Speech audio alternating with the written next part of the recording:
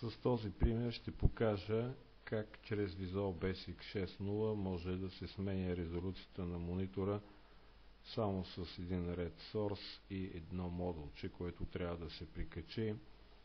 Направил съм едно примерче, което реално работи на всички операционни системи, но няма да ви го демонстрирам. 3 бутончета, с натискане на съответното бутонче резолюцията се сменя. Няма да го демонстрирам, защото при смяната на резолюцията се прекъсва сигнала от видеокартата и записа ми спира. Прекъсва до момента, докато всичко не приключи. Затова направо ще разгледам сорса, който не е нищо особено. Ето ги трите бутончета. При натискане върху първото бутонче 800 по 600 задействаме процедурата за Change Resolution, т.е. смяна на резолюцията, задавайки двата параметъра.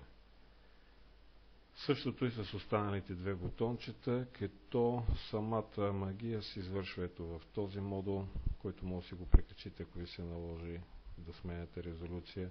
В него има две API функции декларирани, има множество декларации на типови данни и самата процедура, която реално сменя резолюцията. Взел съм и от интернет, не съм се задълбочавал, само съм използвал веднъж до сега, когато ми се налагаше да подкарам стара досовска игра през емулатор, а тя изискваше задължително ниска резолюция. Играта беше много хубава и за да мога да я стартирам на по-съвременните компютри, ми се налагаше да сменям резолюцията.